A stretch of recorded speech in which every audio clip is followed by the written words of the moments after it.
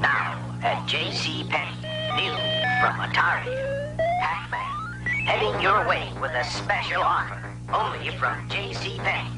Purchase a Pac Man video game cartridge and another Atari cartridge, or Pac Man and an Atari video computer system, and get a free Pac Man t-shirt. Pac Man at JCPenney. If it's not the fastest moving fun you've ever had, we'll eat our words.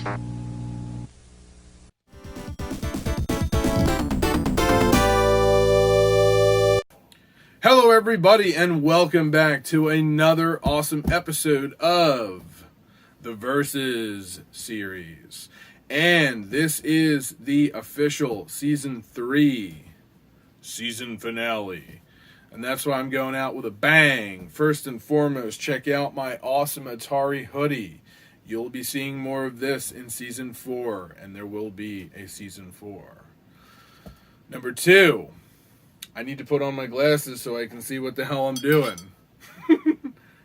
Number 3, obviously this episode is about Pac Man, and I saved the best for the final episode. I'll be showing off some Atari goodies here in just a moment. But I just wanted to tell everybody thank you so much for watching the first season of the Amazing Atari Aficionado Versus series. I know this has been pretty different from previous seasons, and don't worry, Season 4, I'm going to get back to showing off more individual games, maybe more unboxings, pickups, and things like that. But my collection just got so out of control and so out of hand, and I had a ton of catching up to do. I still have a lot of games that I have not posted about, that I have not done videos about, that I haven't even talked about. So there's still a lot in the Jazzy Vault, so to speak. But that being said, let's just dive right into it. I am talking about Pac Man versus Pac Man on the Atari 2600 and 5200. I know. Man, it is really getting tough talking about the 5200. It loses quite a lot. So I'll start with the 5200, the underdog. Even though I don't have the box for this, I'm absolutely enthralled by the cover. It looks great. I love when they take Pac Man and put him in 4D, 5D, 6D, whatever the hell that's considered. But damn, does that look awesome. And keep in mind, this is 1982. He had absolutely no right looking like an Xbox 360 game. That is really cool and really awesome. Atari was always about being futuristic. They were always about being on the cusp. I mean, for holy cow, crying out loudness. They were one of the first video game companies to mess around with virtual reality, and there was that Mind thing. Holy cow, that's a whole nother season that I'll bring that up. Eric Rook, I'll make sure that you're a part of that episode. Excuse me, the Rook says. Anyhow, really great cover. So right now, for once, the 5200 is in the lead. All right. There's a lot to go over here, and I don't want this video to go on forever, but I don't know why this happens with some things.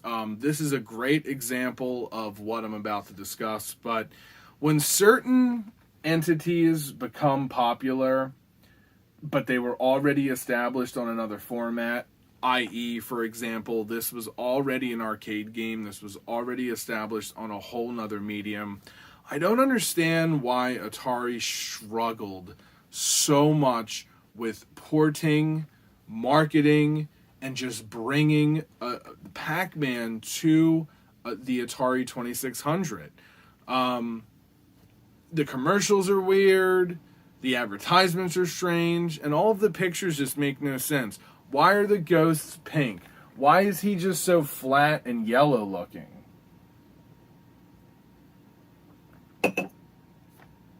Of all the games, they couldn't find a way to make this box more exciting or interesting looking. I mean, sure, it definitely, you know, is Pac Man, but why did the dots become slices of chewed gum? That's clearly a piece of gum that's been bitten that he's trying to eat there. Like, it's really bizarre. I will say, however, I love the little sticker thrown on there. Back of the box isn't that much interesting. The gameplay footage is really small and it's really hard to see. And like, why are the ghosts yellow? The game doesn't look like that. The game doesn't look like that on the 5200. The game doesn't look like that on the 2600. So I'm not sure what the hell that's all about. And then we dig a little deeper. So keep in mind, this is the cover on the box. And I'm going to be like straightforward with everybody. It sucks. Okay? Here is the cover of the manual. That's awesome. Why wouldn't they put that on the box? They gave him a face and legs and hands. And he's eating a half, chewed piece of gum. But it's cool because he's got a fresh piece of gum right there. And like the ghosts just look the same. But I don't know, they just seem to fit in better when he looks like this. And I love his little dimples and like his little pimples and like his just like, I don't know, like I love it. I love his green sneakers. Why wasn't this the cover of the box, Atari?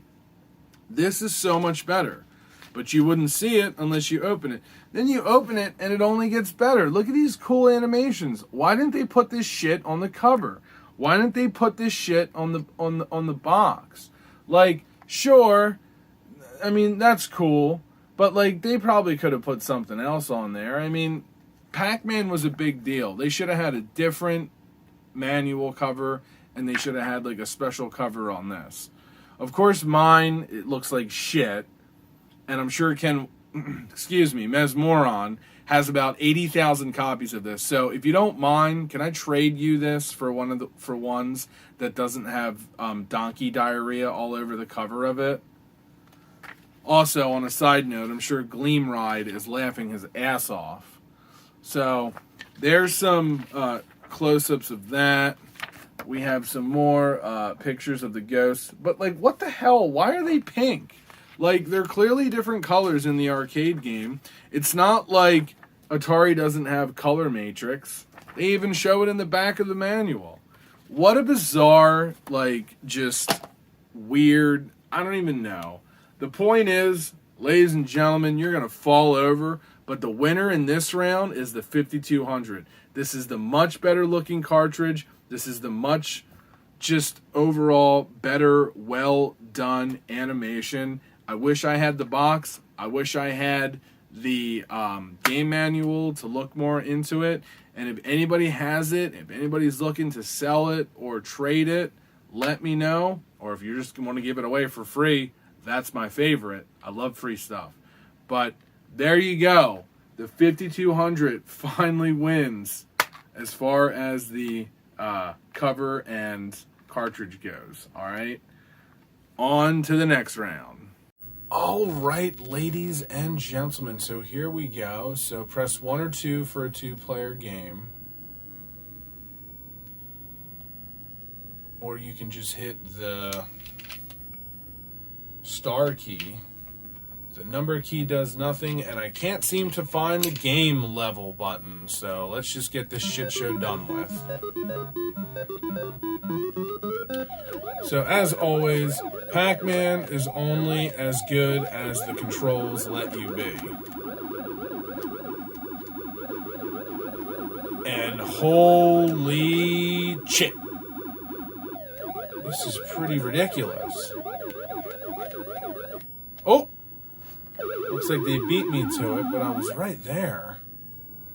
So, game difficulty is definitely probably set to expert.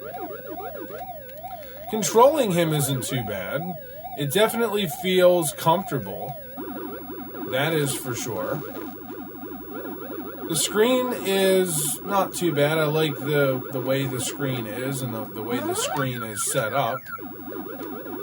It's definitely It's not as bad as other versions of this game that I've played. Oops. But there is no quick movements. You can't quickly turn or quickly rush past a ghost. It's I don't know. The best way to describe it is it's slower. Pac Man feels slower, and the ghosts definitely move faster than you do. So I don't know if that is a controller issue or if that is a difficulty issue. But like I said, I can't seem to find that game level button, so oh well. Anyhow, on to the next game. All right, ladies and gentlemen, it's the game you've all been waiting for. The big build-up, the season finale, the final versus episode this season. Yes, we've all heard of it. We've all seen footage of it. We may have all played it before. This obviously is the underwhelming game Pac Man, and I'm not going to sit here and pick it apart. It's obviously no arcade port. It's obviously not a good port at all. But it's still a fun game to play, and it's very original. I love that there's openings at the top and bottom of the screen. I love the fact that the ghosts flicker. It adds that little extra element of challenge that you're not going to find in other versions of Pac Man. The ghosts tend to be a little bit too fast, but once again, that kind of adds to the excitement there and to the gameplay. You know, if the arcade version didn't exist, honestly, this would not be that bad of a version. You know, this still would be a decent, fun, strange Atari game. That's pretty much all it would be. It may not have been as popular, but I feel like people would have remembered it in a better light, you know. And speaking of light, that's it. That's the end of the game footage. I'm not playing any more of this game. That being said, ladies and gentlemen, the 5200 wins once again, but this time it is a strong win. It is a knock out of the park.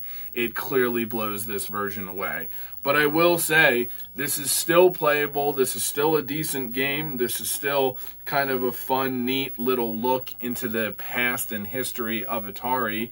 And they obviously were thinking outside the box with this one, but I think they just took it a bit too far, and a lot of people didn't like that. So take care, everyone, and I'll see you in Season 4.